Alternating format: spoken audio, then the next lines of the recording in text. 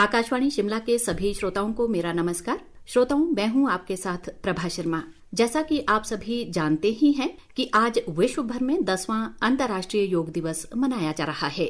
योग दिवस को मनाने का उद्देश्य मनुष्य को शारीरिक व मानसिक रूप से स्वस्थ बनाना है। योग दिवस का इस वर्ष का विषय है स्वयं और समाज के लिए योग। तो श्रोताओं, योग दिवस पर आज की हमारी परिचर्चा का विषय है योग के स्वास्थ्य लाभ।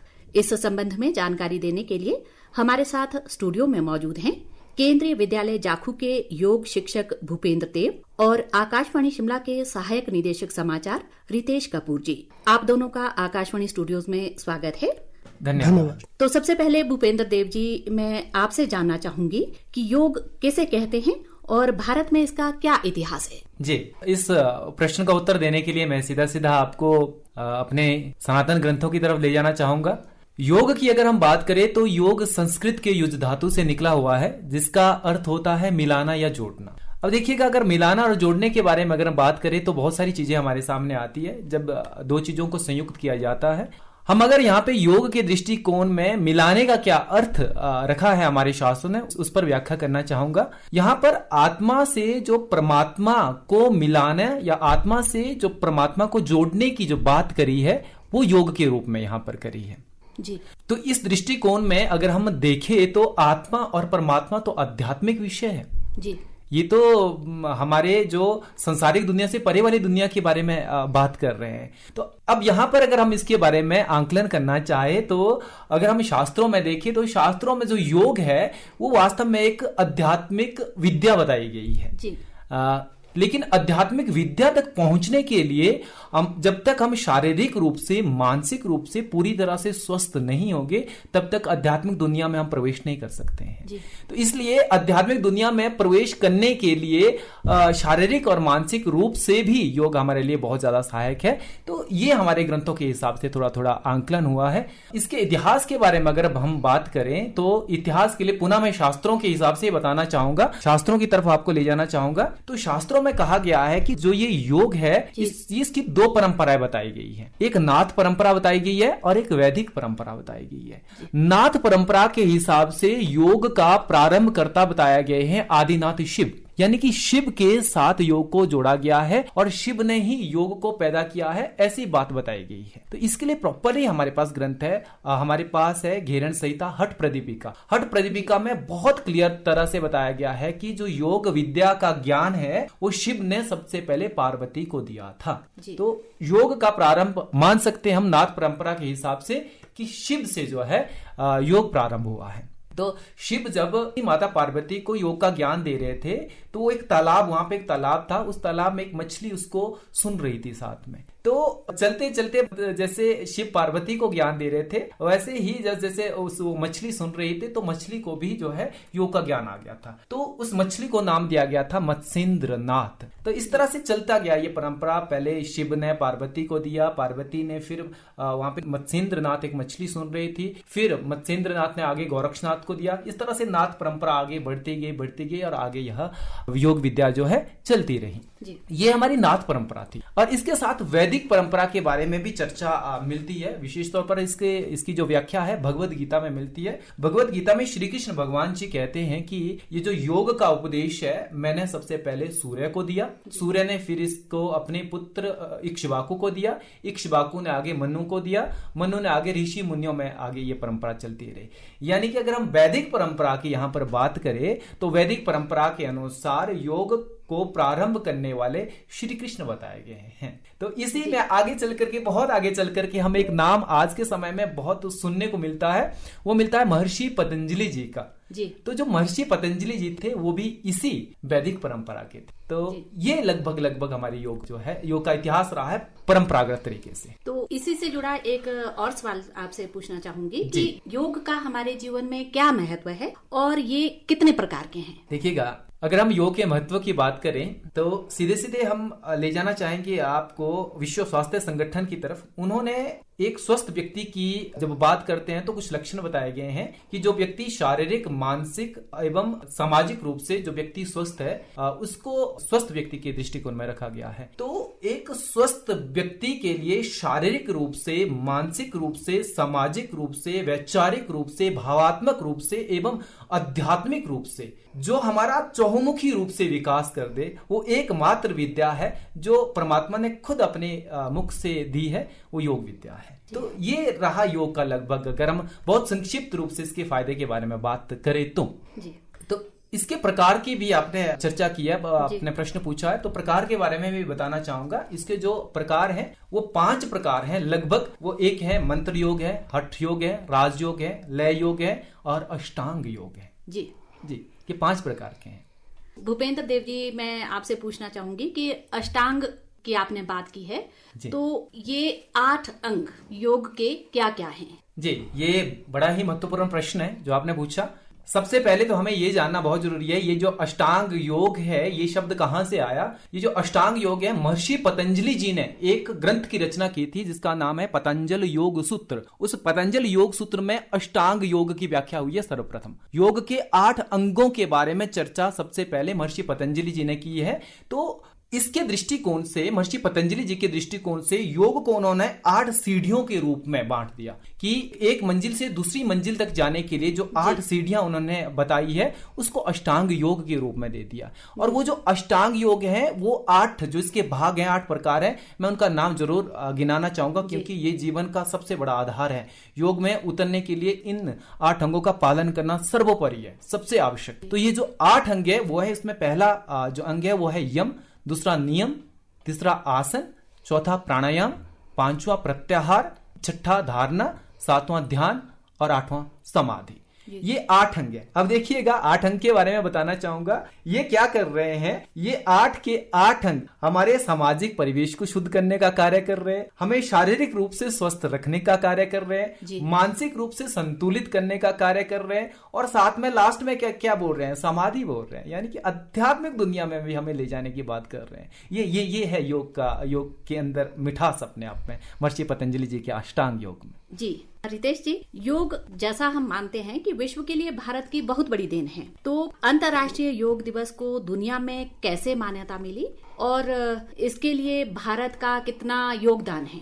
जी, बहुत अच्छा प्रश्न आपने पूछा प्रभा जी। इसमें मैं आपको बताना चाहूंगा कि हमारा जो भारत देश है वो हमेशा से ही वसुधैव कुटुंबकम में विश्वास रखता है, यानी कि पूरे विश्व को एक परिवार की तरह मानता है। भारत में जो वैदिक काल से चली आ रही हमारी स्वस्थ जीवन शैली है उसे हमेशा से भारत ने विश्व के साथ साझा करने का हमेशा प्रयास किया है। इसी कड़ी में आपने देखा होगा कि 2014 में जब एनडीए की सरकार बनी प्रधानमंत्री नरेंद्र मोदी जी के नेतृत्व में, तब भारत ने इस प्रस्ताव को कि जो हमारा योग है उसे विश्व स्तर पर मान्यता मिले, इस कड़ी में उन्होंने 11 दिसंबर 2014 को संयुक्त राष्ट्र में उन्होंने योग दिवस मनाने के लिए प्रस्ताव को प्रस्तुत किया और इसके लिए उन्होंने 21 जून के दिन को जो निर्धारित किया कि 21 जून को हम जानते हैं कि ये बहुत विशेष दिन है क्योंकि 21 जून का दिन जो होता है वो वर्ष में सबसे लंबा दिन उसे माना जाता है और इस कामना के साथ कि 21 जून का जो ये वर्ष का सबसे लंबा दिन है ये लोगों में लंबी और दीर्घायु का एक स्रोत बने, इस दिन को उन्होंने चुना कि 21 जून को अंतर्राष्ट्रीय योग दिवस को मनाने का उन्होंने प्रस्ताव जो था वो संयुक्त राष्ट्र में प्रस्तुत किया, जिसे 11 दिसंबर 2014 को संयुक्त राष्ट्र के 177 सदस्यों द्वारा अंतर्राष्ट्रीय योग दिवस 21 जून को मनाने के प्रस्ताव को मंजूरी भी मिल गई और भारत के इस प्रस्ताव को फिर उसके अगले 90 दिन के अंदर पूर्ण बहुमत से पारित किया गया, जो किसी प्रस्तावित दिवस को संयुक्त राष्ट्र संघ में पारित करने के लिए अब तक का सबसे कम समय है। तो इसे हम भारत की बहुत बड़ी उपलब्धि कह सकते हैं। और उसके बाद मैं आपके साथ ये भी साझा करना चाहूंगा कि 27 सितंबर 2014 को भारत के प्रधानमंत्री नरेंद्र मोदी ने संयुक्त राष्ट्र महासभा में अपने भाषण में विश्व समुदाय से अंतर्राष्ट्रीय योग दिवस को अपनाने की अपील की थी। जैसा कि आप जानते हैं कि 11 दिसंबर 2014 को संयुक्त राष्ट्र महासभा में अंतर्राष्ट्रीय योग दिवस के प्रस्ताव को मंजूरी मिलने के बाद सर्वप्रथम फिर 21 जून 2015 को पूरे विश्व में अंतर्राष्ट्रीय योग दिवस के नाम से इसे मनाया गया और आज ये 21 जून 2024 को जो हम अपना 10वां अंतर्राष्ट्रीय योग दिवस मना रहे हैं, हम कह सकते हैं कि भारत की प्रेरणा से भारत की एक बहुत बड़ा योगदान अपने पूरे विश्व के परिवार के लिए है कि वो स्वस्थ जीवन शैली और दीर्घायु जीवन के उद्देश्य को लेकर इस योग को जो है वो पूरे विश्व के साथ आज साझा कर रहा है और मान्यता उसे मिली है। बहुत बड़ी उपलब्धि है जी। तो भूपेंद्र देव जी, जैसा कि कहा भी गया है कि योग भगाए रोग जी, तो आजकल के हमारे जो जीवन शैली है उसमें मानसिक तनाव, सर्वाइकल, इस तरह की बहुत ज्यादा दिक्कतें अधिकतर देखने में आती है। चाहे वो कार्यस्थल पर लोग हैं या कहीं घर पे भी हैं, तो कुछ लोग मानसिक तनाव में रहते हैं। कई तरह की बीमारियां भी लग रही हैं जिनमें सर्वाइकल का सबसे ज्यादा जो प्रॉब्लम देखी जा रही है वो है। तो योग करने से कितनी सफलता मिल सकती है इन चीजों से पार पाने में? जी देखिएगा, सबसे पहले आपने जो बात की है वो की है तनाव की। मैं सीधा सीधा आपको फिर से भगवत गीता की तरफ ले जाना चाहूंगा। भगवत गीता में योग को परिभाषित किया गया है कि योगः कर्मसु कौशलम, यानी कि कर्मों की कुशलता योग।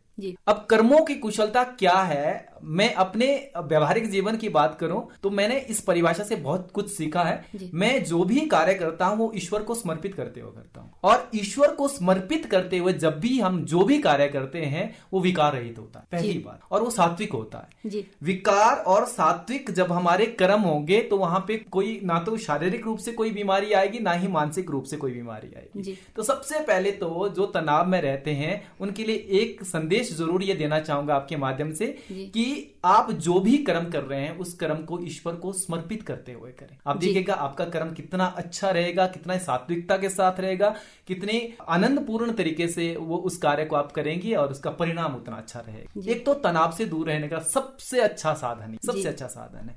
इसके बाद पुनः आपको एक ग्रंथ की तरफ ले जाना चाहूंगा, हठ योग प्रतिपिका की तरफ। उसमें कहा गया है कि चले वातम चले चितम। हमारा चित्त यानी कि हमारा मन जब अनियंत्रित रूप से चलना शुरू हो जाता है तो तनाव की स्थिति में व्यक्ति रहता है। तो ये जो ग्रंथ है हमारा हठ प्रतिपिका क्या कह रही है, चले वातम चले चितम, यानी कि वायु वात जितनी चलेगी उतना दिमाग चलेगा, उतना चित्त चलेगा हमारा। तो वात का मतलब यहाँ पे हमारी सांसें, हमारी सांसें जितनी तेज दौड़ेगी हमारा मन भी उतना तेज दौड़ेगा। अब देखिएगा जैसे गुस्सा आता है, गुस्से में मन हमारा बहुत तेज दौड़ता है तो सांसें स्वतः ही बढ़नी शुरू हो जाती है। सेम यहाँ पे ऐसा होता है। अगर हमें अपने मन को नियंत्रित करना है, अपने दिमाग को संतुलित करना है, तो इसके लिए हमें अपनी सांसों पर नियंत्रण करना बहुत जरूरी है। और सांसों के नियंत्रण के लिए योग ने एक बहुत बड़ी विधा दिया हमें, वो दिया प्राण साधना यानी कि प्राणायाम। जो भी व्यक्ति तनाव की स्थिति में रह रहे हैं या हमारी दिनचर्या भी कुछ ऐसी होगी तनाव की स्थिति में रहने की, तो वो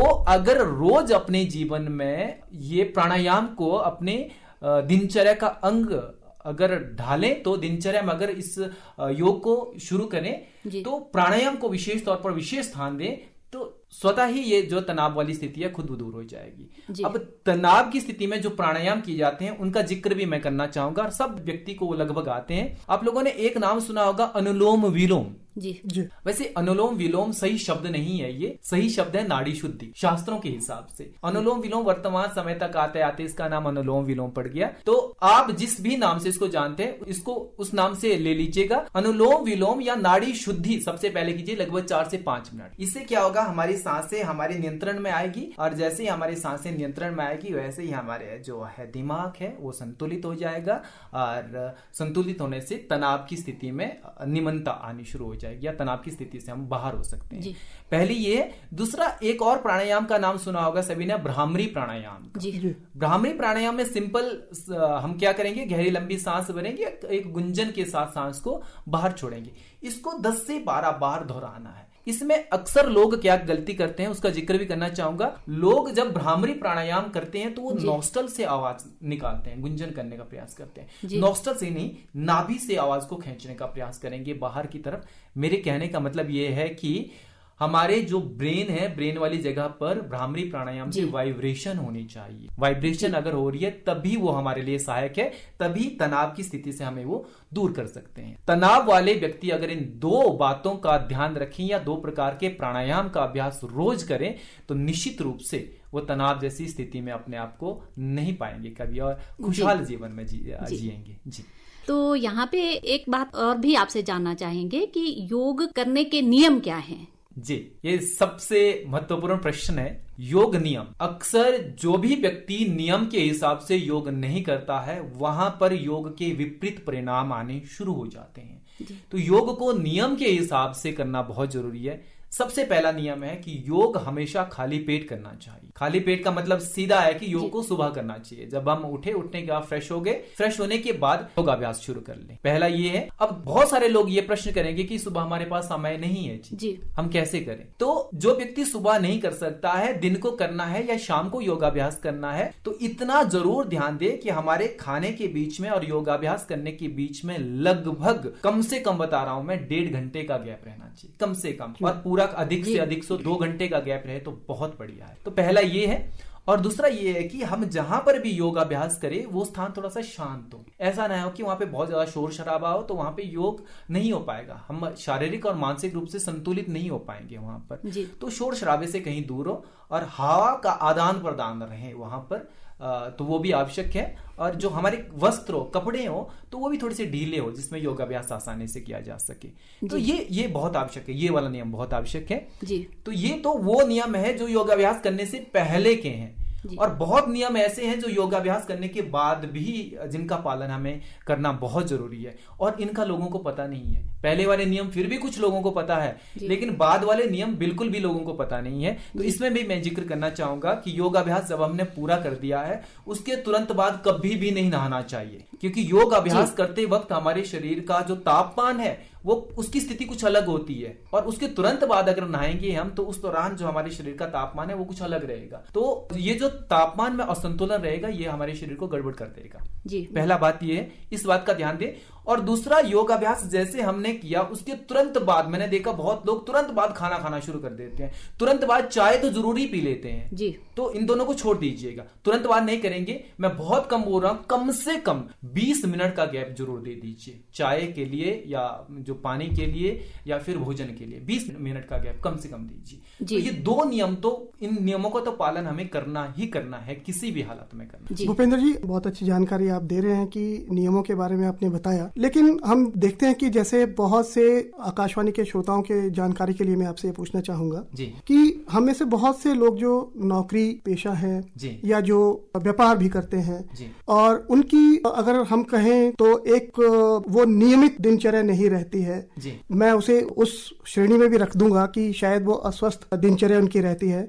तो ऐसे में आपने कहा कि भोजन में लगभग कम से कम 1.5 घंटे का जो है आपने अंतराल की चर्चा की। ऐसे कौन कौन से सामान्य आसन हैं जो कि सामान्य व्यक्ति जिसकी कुछ अस्वस्थ दिनचर्या है या नियमित नहीं है, तो वो योग का लाभ कैसे प्राप्त करे कि जो सामान्य आसन हो जो वो आसानी से कर सके, जिसके लिए विशेष प्रशिक्षण की भी आवश्यकता ना पड़े और वो उसे सामान्य तौर पर बिना किसी कष्ट के कर सके। ऐसे कौन से आसन है? जी देखिएगा, 2 बड़ी चीजें हैं योग में। अगर हम उनका पालन करते हैं, उनके नियम के हिसाब से उनको अपने जीवन का अंग बनाते हैं, तो निश्चित रूप से लगभग पूरे योग के फायदे हमें वो देते हैं। पहला, हम लोगों ने सबने नाम सुना है और उसका अभ्यास भी करते हैं हम, सूर्य नमस्कार।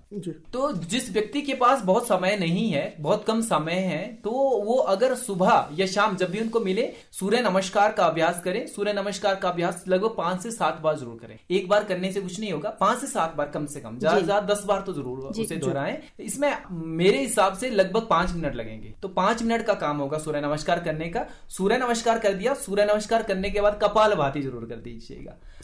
कपाल भाती हमने कर दी, कपाल भाती को लगभग 2 मिनट कीजिएगा। कपाल भाती करने के बाद अभी हमने बात की थी नाड़ी शुद्धि की, उसके बाद नाड़ी शुद्धि कर दीजिए, भ्रामरी कर दीजिए और ओम के उच्चारण के साथ समापन कर दीजिए। मैं कह रहा हूं कि इसमें हमारा ज्यादा से ज्यादा जो समय लग रहा है वो लगभग 15 से 20 मिनट लग रहा है। तो 15 से 20 मिनट एक दिन में एक व्यक्ति मेरी समझ से स्वस्थ रहने के लिए दे सकता है। अच्छा, एक और प्रश्न इसके साथ ही आता है कि हमने बालिगों के बारे में ये चर्चा की कि जो बड़े लोग हैं, महिलाएं हैं या पुरुष हैं, उनके लिए, लेकिन जैसे बच्चे हैं हमारे समाज का अभिन्न अंग है। आजकल अधिकतर बच्चों को हम देखते हैं जब वो शिक्षार्थ जाते हैं या अपनी शिक्षा ग्रहण कर रहे हैं तो वो एक बहुत कंपटीशन के दबाव में है, बहुत से मानसिक तनाव में आ जाते हैं और कई बार वो जो है असफलता को मैनेज नहीं कर पाते हैं और उसके चलते उनमें जो है आत्मविश्वास की भी कमी आ जाती है। तो बच्चों में योग किस तरह से एक लाभप्रद हो सकता है कि बच्चों के तनाव में और बच्चों के स्वस्थ जीवन में योगदान किस तरह से योग कर सकता है? जी, ये एक बच्चों से संबंधित एक बहुत अच्छा प्रश्न है। मेरे हिसाब से, या मैं जिस विद्यालय में योग शिक्षक के रूप में कार्य कर रहा हूं, मैं अगर वहां की आपको बात बता दूं, मॉर्निंग असेंबली में लगभग 15 मिनट, मॉर्निंग असेंबली से पहले के जो 15 मिनट है वो योग को दिए जाते, और वो रोज होता है बच्चों के लिए। सो होता उसमें कुछ आसन होते हैं और कुछ प्राणायाम होते हैं। मेनली वो जो आसन और प्राणायाम होते हैं वो सिलेक्टेड होते हैं जो बच्चे के मानसिक तनाव को दूर कर सके और थोड़ा सा शारीरिक रूप से बच्चों को स्वस्थ कर सके, इस तरह से इसको जोड़ा जाता है। दूसरे शब्दों में अगर मैं कहूं कि योग को शिक्षा में जोड़ देना चाहिए। अगर ऐसा होगा, ऐसे करने से बच्चा रोज योग करेगा और योग करेगा तो निश्चित रूप से उसके फायदे उस बच्चे को मिलेंगे। और दूसरी बात एक जरूर बताना चाहूंगा, आपने प्रश्न पूछा था कि तनाव से संबंधित बच्चों के, तो बच्चे तनाव में रह रहे हैं क्योंकि आजकल प्रतियोगिता बहुत ज्यादा बढ़ रही है बच्चों की, तो निश्चित रूप से तो बच्चों के लिए एक संदेश भी है मेरी तरफ से ये कि जब भी आप पढ़ाई करने बैठें, पढ़ाई करने से पहले क्या करना है आप लोगों को, अपने राइट हाथ के अंगूठे से अपने राइट नोस्ट्रल को बंद करना है, लेफ्ट नोस्ट्रल से 60 टाइम 60 बार सांस लेनी है और लेफ्ट से छोड़नी है। पहला काम ये करना है। दूसरा काम क्या करना है, फिर उसके बाद राइट नोस्ट्रल को बंद करना है, दूसरे नोस्ट्रल को बंद करना है और लेफ्ट से 60 बार सांस लेनी है और सांस छोड़नी है। दो काम किए, राइट से 60 बार सांस ली और छोड़ी, फिर लेफ्ट से 60 बार सांस ली और छोड़ी। ये दो क्रम कर दिया हमने। इसके बाद गहरी लंबी सांस भरनी है, थोड़ी देर के लिए रोकनी है और छोड़ देनी है। इतना कर काम करना, उसके बाद अपनी पढ़ाई शुरू कर देनी है। इससे होगा क्या, इससे जो मानसिक रूप से बच्चे के मन में जो उथल पुथल चल रही थी विचारों में, तो वो शांत हो जाएगी इस क्रिया के माध्यम से, और बच्चे का जो है ध्यान उसमें बहुत अच्छी तरह से लगेगा और तनाव से भी दूर रहेगा। एक सामान्य जैसा जो एक क्रिया है योग। जी।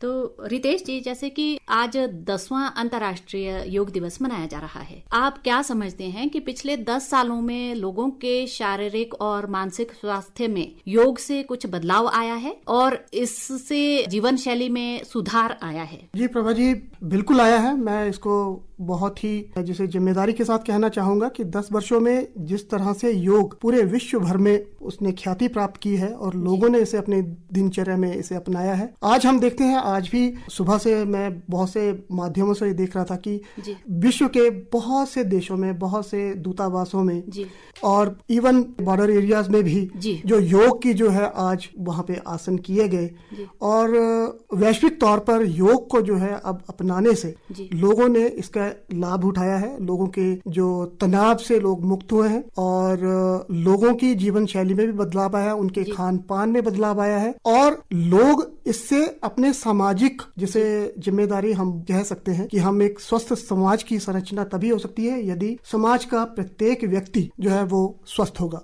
और योग किसी को भी मानसिक तौर पर, आध्यात्मिक तौर पर, शारीरिक तौर पर जो है वो स्वस्थ रखने में एक बहुत बड़ा कारगर ये उपाय है। और योग का मैं समझता हूँ कि बहुत ही ज्यादा लाभ जो है विश्व स्तर पे लोगों को मिला है और बहुत ही आंदोलनकारी बदलाव मैं इसे कहूँगा कि आया है। जी। तो भूपेंद्र देव जी, जैसे कि आप योग शिक्षक हैं, तो आप बच्चों को, महिलाओं को और युवाओं को क्या संदेश देना चाहेंगे हमारे आकाशवाणी के माध्यम से कि वो अपनी दिनचर्या किस तरह से शुरू करें, खान पान किस तरह से रखें ताकि वो स्वस्थ रह सकें शारीरिक और मानसिक रूप से? जी, आपने दिनचर्या की बात की तो सबसे पहले दिनचर्या में आएगा रात को जल्दी सोना। ये जो हमारा मोबाइल फोन है, मोबाइल फोन में लोग क्या कर रहे हैं, ये एक सामने देखा गया है कि रजाई सिर के ऊपर या कंबल सिर के ऊपर ढक लेते हैं और फोन को जो है उस कंबल के अंदर रख करके उसमें चैट करते हैं, जो भी उसमें मोबाइल में रहता है। तो ये एक सबसे गलत है। ये मोबाइल फोन इस तरह से प्रयोग करना छोड़ दीजिए।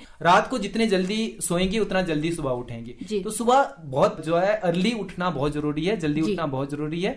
जैसे सुबह उठने के बाद योगाभ्यास को अपनी दिनचर्या का इंपॉर्टेंट अंग बनाए, आवश्यक अंग बनाए। जैसे ही योग को आवश्यक अंग बना दिया, इसके साथ साथ अपने डाइट में सुधार जरूर करें। हमारा जो खान पान है वो साधारण हो, सात्विक हो, और जैसे वो साधारण सात्विक होगा तो निश्चित रूप से हमारे जीवन में विकार नहीं रहेंगे, विचार सात्विक रहेंगे और संतुलित हो जाएंगे। और रही संदेश की बात, तो मैं सभी को ये जरूर कहना चाहूंगा कि अपने जीवन में जरूर योग को ढालें, अपनी दिनचर्या का अंग बनाएं। आपको इसके जो फायदे हैं निश्चित रूप से बेहतरीन तरीके से मिलेंगे। योग को सभी जो है अपने जीवन में जरूर जो है इसको एक विशेष अंग के रूप में शामिल कीजिए। जी धन्यवाद। आपने बहुत ही अच्छी जानकारी हमारे श्रोताओं को दी भूपेंद्र देव जी। योग के स्वास्थ्य लाभ, ये हमारा परिचर्चा का विषय था। तो आप दोनों स्टूडियोज में आए, भूपेंद्र देव जी, रितेश कपूर जी, आपका मैं धन्यवाद करना चाहूंगी। आप दोनों ने हमारे श्रोताओं के लिए बहुत ही अच्छी जानकारी दी योग के बारे में। अब मैं अनुमति चाहूंगी। नमस्कार। नमस्कार, धन्यवाद।